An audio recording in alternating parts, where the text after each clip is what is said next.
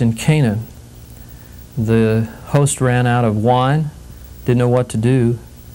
Mary, the mother of Jesus, asked him if he couldn't supply some wine for the party.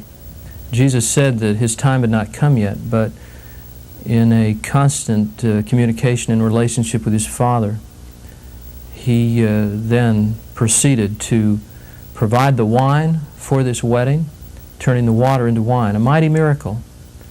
And most preachers that I have heard speak about this believe that it is a mighty miracle.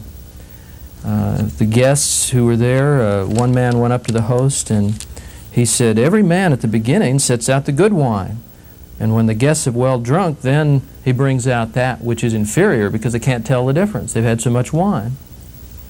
But you have kept the good wine until now." Why is it good wine? Well, Jesus told us in Luke chapter 5, he said, no one having drunk old wine, that which is aged and fermented and becomes a rare fine wine, nobody having drunk this wine desires to have new wine.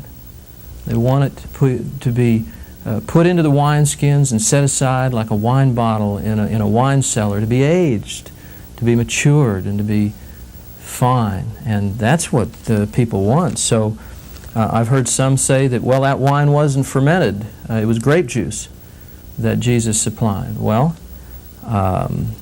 we can assume only one of two things: that it was either a fine, rare wine, or these people were just stupid. They just didn't know what a good wine was and what it wasn't.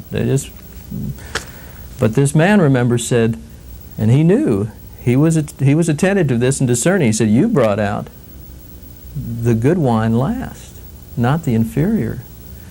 So I believe it was a mighty miracle in this sense, that not only was the water turned to wine, it was turned to a fine, rare, beautiful wine. There's a lot of illusionists and magicians in this world today who do things that just boggle your mind, make the Statue of Liberty disappear, all kinds of other crazy things. And you don't know how they do it. It looks just phenomenal.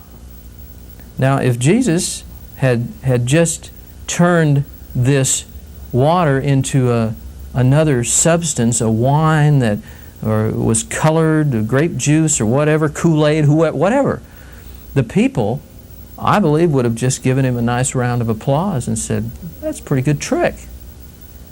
But who but the author, the controller, and the creator of time could age that wine like that and make it fine and rare and good, where the people knew it was a rare wine?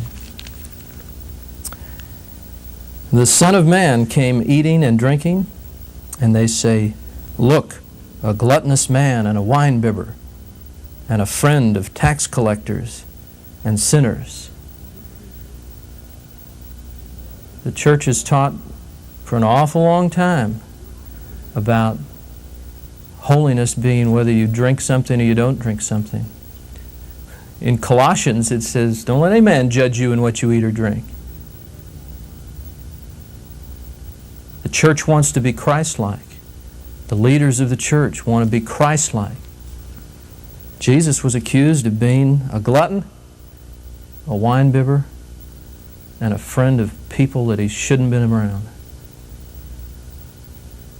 Do you really want to be Christ-like? I do.